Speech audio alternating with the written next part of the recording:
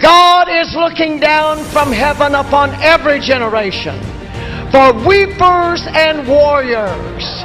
God told Jeremiah, the weeping prophet, that he would spare the city for just one.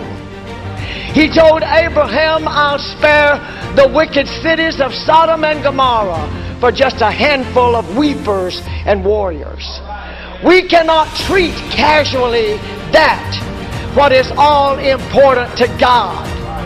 God told Isaiah, I have set watchmen upon the walls of Zion, the church, weepers and warriors, which shall not hold their peace, who will give me no rest, day nor night, until the divine edict, they that sow in tears shall reap,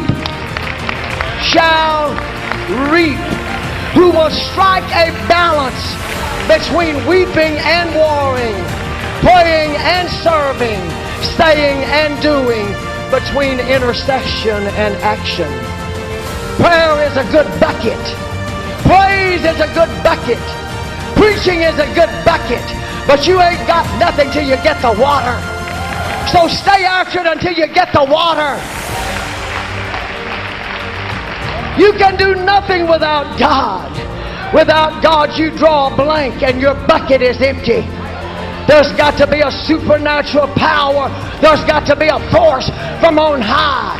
And the secret of the success of the apostles was not in what they did or even said. It was the power of the Holy Ghost, the manifested Christ in them and with them. They saw with the eyes of Jesus Christ. They felt with the heart, worked with His power.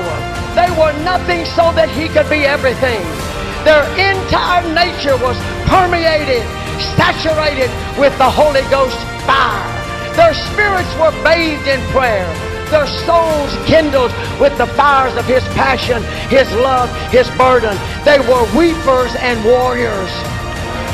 They moved in the midst of men, the embodiment of supernatural power, clothed with God Himself.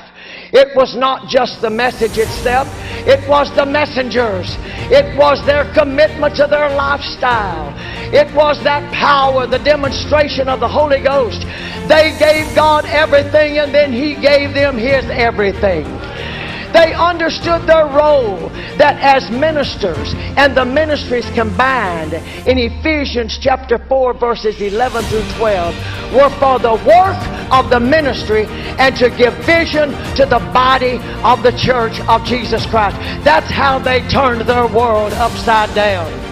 The formula for revival is preachers and churches weeping between the porch and the altar, repenting because we have no burden, no tears, no travail, no desire, no fervent, agonizing, unceasing prayer for ourselves, our family, our church, and our world.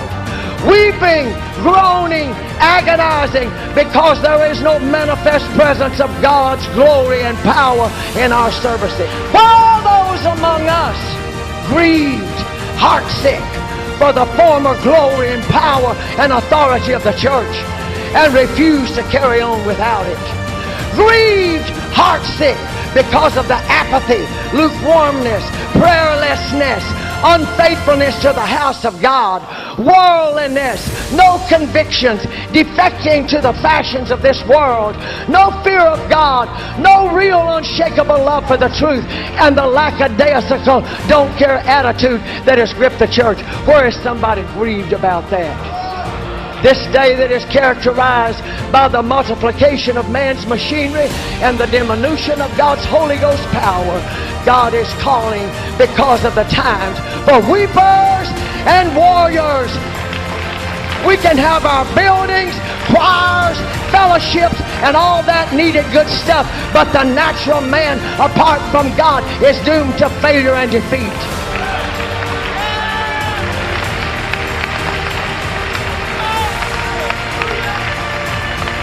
Great revivals always begin in the hearts of a few men and women upon whose hearts God lays a burden from which no rest can be found except in desperate crying unto God for an endowment of power from on high.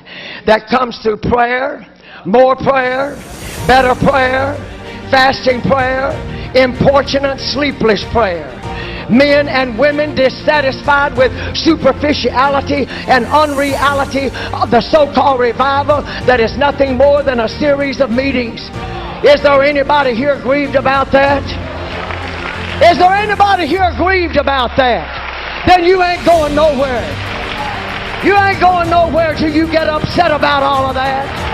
Where are those mighty men of vision and passion God is calling to do exploits for Him in an age where people are trapped in the net of immorality, suffocating in materialism, and stifled with cold indifference and deadness? Where are those bold men of God who will blow the trumpet in Zion, call a solemn assembly, sanctify a fast, weeping between the porch and the altar, calling us back to the old paths no vulture's eyes ever seen, no lion's whelps have trodden it, no fierce lion passed by it.